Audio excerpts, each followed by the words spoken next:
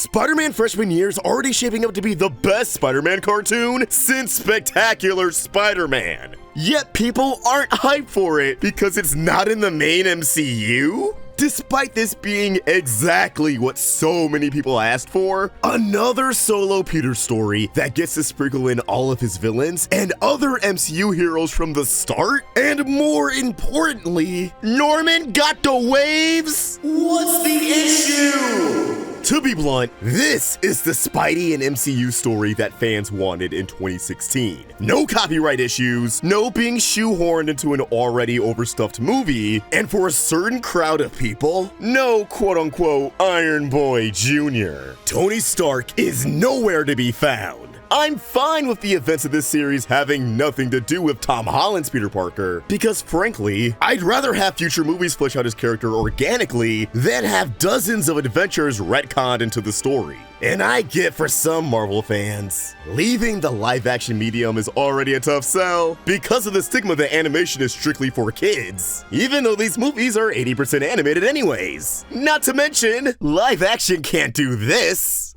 So today, I want to go over everything we know about Spider-Man Freshman Year, enhanced with the knowledge of my own cartoon-fixated brain. Not only to get you guys amped up for the series, but to also make it crystal clear why I think, before we've even seen a single episode, this has already surpassed the last 10 years of Spidey's animated adventures. But hold that thought, because we have a word from our sponsor. You know, while I don't have a magic book to travel anywhere on Earth, like a certain group of imps that I know, I do have today's sponsor, Surfshark VPN. Surfshark VPN is an app and browser extension that protects your information from data thieves and moves your phone or computer to anywhere in the world that you choose, covering up your online activity like a mask and unlocking access to tons of content on streaming services. For example, if you want to rewatch the last Dragon Ball Super movie before heading out to see the new one, just set your VPN to Australia or Canada, head over to good old Netflix, pop some popcorn, and have a good time. A subscription grants you access to Surfshark on unlimited devices. No need to stop at your phone or PC when you can have the VPN on your tablet, TV, or even Xbox. And there's a 30-day money-back guarantee, so if Surfshark isn't a match, no problem. Get 83% off and 3 extra months for free by clicking the link in the description and entering the promo code Roundtable at checkout. Thanks Surfshark for sponsoring this video.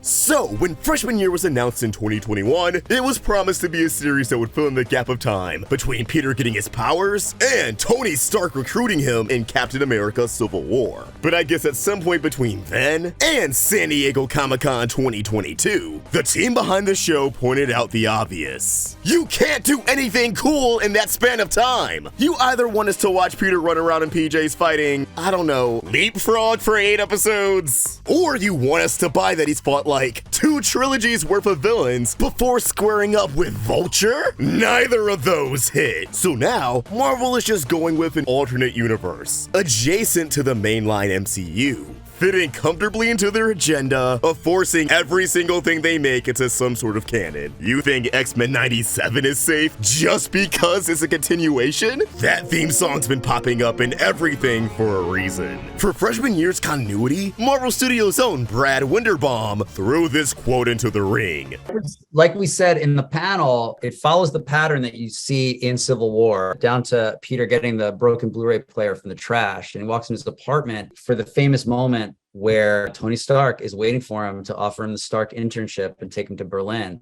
But because of things that happen in the multiverse, because of new random occurrences, it's not Tony Stark who's waiting for him there. It's Norman Osborn. With the waves! And that sends his life in an unexpected trajectory that collides him with many unexpected characters in the Marvel Universe. So yeah, it sounds like instead of trying to fill in the gaps in the development of this overly divisive goober, the Freshman Year team decided to start over from scratch, creating a world where Oscorp did exist in the same space as the Avengers. A world which we don't have to ask, Where are all the other superheroes during a large-scale threat? although I guess Tom never really had to ask that. A world where Norman has a green suit because he's the Green Goblin. I see you, color stylist. But no, seriously, this show really feels like it's pulling from the more memorable aspects of the previous cartoons. The 90s knack for a pretty diverse rogues gallery and superhero team-ups. Spectacular's dramatic yet down-to-earth high school setting. And...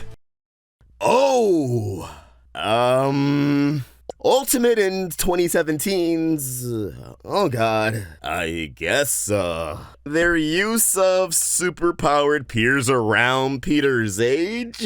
Yeah, let's go with that. While I'm happy to see Harry be a part of the story, I'm thrilled that there's characters like Amadeus Chow, aka Braun, aka CW Hulk, and Nico Mironu, leader of the Runaways. They're characters I've seen art of here and there, but haven't actually gotten to know all that well. And I imagine that's the case with a lot of people who are specifically fans of Spider-Man and don't keep up with comics. Maybe this is a sign that they're headed into the larger MCU. But honestly, I just think they wanted to use these characters to mix up the usual roster of Peter's classmates. Liz, Randy, Flash, Betty. We've had a few iterations of them by this point in shows, movies, and games. I actually hope this choice could have a similar effect that the 90s series had on fans and other Spider-Man media. That show is a big reason why people were hyped for Venom to appear in Spider-Man 3, and I'm sure it influenced other elements of the Raimi trilogy. I'd love for this show to introduce new fan favorites and inform future films the way the animated series did long ago. From what I know of Amadeus, he's a super genius and popped up in the Ultimate Spider-Man cartoon, actually becoming the Iron Spider for at least an episode, which fits right in with MCU Peter attending Midtown School of Science and Technology. It's supposed to be a school for the big brain. High intelligence feels like a common trait amongst a lot of comic book characters, so a couple superheroes winding up here feels like an inevitability. I have a hunch both Amadeus and Nico will build up their superhero personas as the series progresses, because that not only keeps the focus on Peter, but if done right, it allows their powers to feel like a cathartic development rather than a gimmick. I want to become gradually invested in these side characters without seeing them fight alongside Peter, so when that eventually does happen, it'll be beyond satisfying. And I do think this kind of arc is easier to pull off in a long-form TV show than a 2-hour movie. But now let's talk about villains. Yeah, we're getting Doc Ock, Rhino, and probably Goblin again, unless Norman goes down the route of Iron Patriot. But we're also getting the likes of Scorpion, Speed Demon, and Tarantula, villains that haven't been seen in the MCU or any of the movies, not fully at least. Between Spectacular, Raimi Man 2, and Spidey PS4, I think it's proven that you can pull off completely different interpretations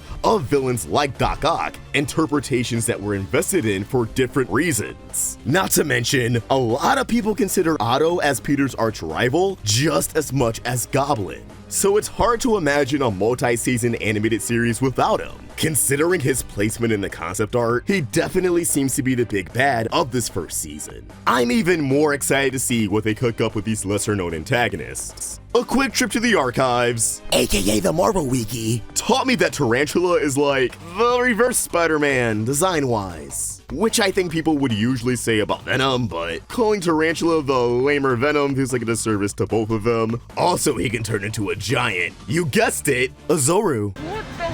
Nah, I'm just kidding, it's a tarantula. Speed Demon is basically evil Flash. No, not that one! This is a cool concept as he's too fast for Peter's spider senses to catch him in time. And he's faster than the speed of sound, which opens the door for creative ways to take him down.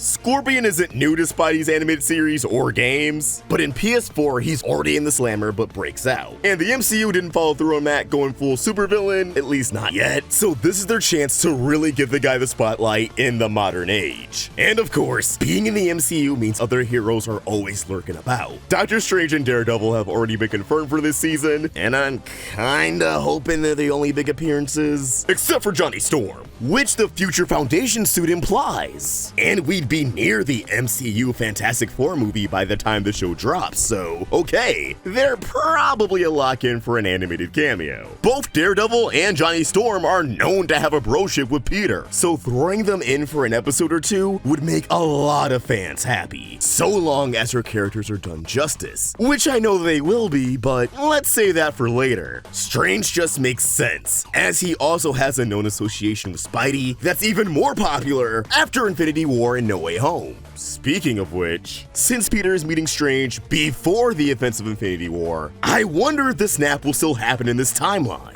At least at the exact same point it did in the MCU. Sophomore year is already in the bag. But if this series makes it to junior year, are we going to pick up after Endgame happens off screen? Granted, Multiverse of Madness did show that Thanos went down differently in other universes, so they have an easy out. And as much as I want them to do their own thing, a little bit of me does want to see an in-depth look into Peter returning to normal life after being dead for 5 years. To come to terms with his own death and the sacrifices made by the Avengers. Things I wanted Far From Home to dig into, but in classic MCU fashion, it got glossed right over. Ultimately, what I'm looking for in this show is a healthy balance between the struggles in Peter's everyday life and the hardships of being Spider-Man, to take full advantage of being in the pseudo-MCU without that overshadowing the story and strengths of Peter Parker. It's not that far off from spectacular, I know, but if it ain't broke, don't fix it. Switching gears over to the art and animation side of things, right off the bat, I think this show has the most unique art style in a Spider-Man cartoon since Spectacular. Look, I know the Spectacular dick writing is crazy in this video, but you've seen the show, you get it. Returning to Spider-Man's roots, freshman year's art style and designs are heavily inspired by the one and only Steve Ditko, with some liberties taken to make it a bit modern and animation friendly. It's like Ditko meets DCAU or Benton Alien Force. The eyes are noticeably different from Ditko's art. Peter's hair is stylized to resemble Tom Holland's. He retains the old school color scheme of blue, white, and yellow, but with a blue hoodie layering his sweater vest instead of a suit, alongside a blue baseball tee with a pocket. Basically, Peter has drip. Speaking of drip, Peter's also gonna have multiple Spidey suits throughout the season. Different suits aren't exactly foreign to Spider-Man cartoons, especially the symbiote, but assuming some of these suits aren't like, I don't know, a one-off joke, I do think this is the most suits Peter will have in a single season. The suits on the far left and the far right of this image piques my interest the most. Because what the hell are they? And why do they kinda pop off?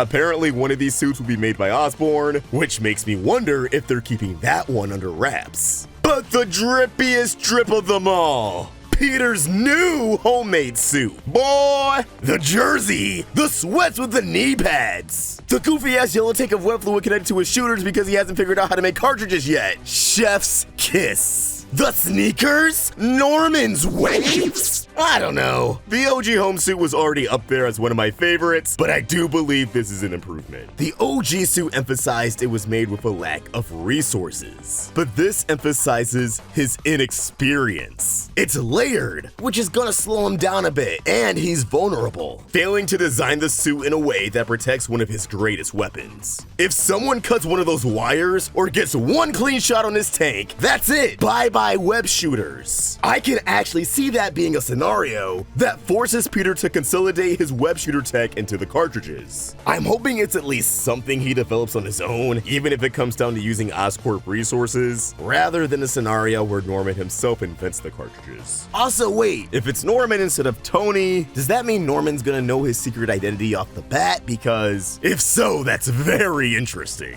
Norman always figures out that Peter is Spider-Man. That's nothing new. But him knowing from the start, that would change a lot. Daredevil is of course designed after Charlie Cox's portrayal of the character, applying the iconic black and red color scheme from the comics to the mold of his Netflix suit. Just wanted to mention that because I honestly think this suit looks sick animated. What I find interesting about freshman year is that we still don't know what the animation will look like, which makes sense as it's 2 years out from release, and if anything, the longer wait should lead to a more polished product. 2D animation animation is my hope, and what they seem to be going with judging by the concept art, but there's always the possibility that they'll go 3D, which, with the right art direction, I wouldn't hate. There's been a lot of good-looking 3D animated projects over the last few years that have not only looked really good, but really expressive. Honestly, while I'm here for a good story above anything else, I just want whatever style is going to deliver the best fight scenes, which is 2D. Honestly, going off the art style alone, I'd love if this show was animated like Motor City. That animation is smooth like butter, while retaining all the charm of the show's stylization. That's where my bar is.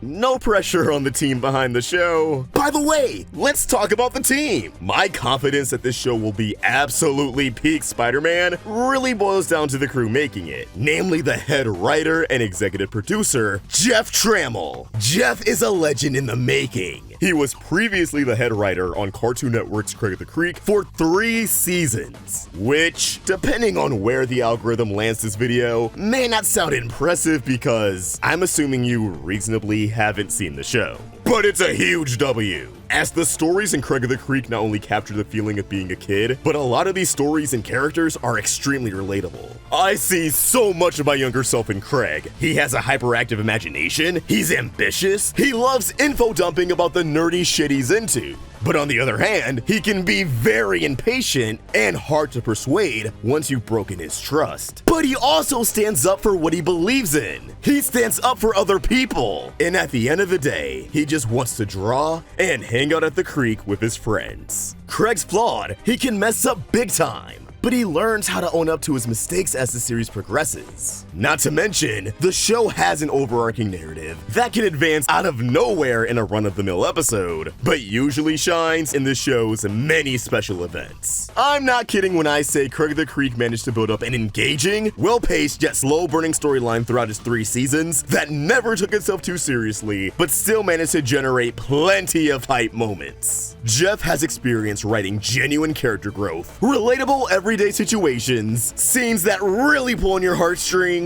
and a grand, epic big picture that spans over numerous seasons. And through Craig of the Creek, his love for comics really shined. This is the kind of person you want in such a pivotal position for a Spider-Man series. They absolutely struck gold with him. Jeff also has credits on both Infinity Train and Owl House, 2 fantastic Western animated series. I also want to shout out one of the storyboard artists, Lee Cree. Lee is incredible, breaking into the animation industry a few years ago and leveling up more and more by the day. Her animation skills and art are already really good, and not only does she have experience working in Western animation, but she actually contributed to an episode of Boruto recently. I just have a feeling her and the rest of the team are gonna blow us all away with some next level Spidey action.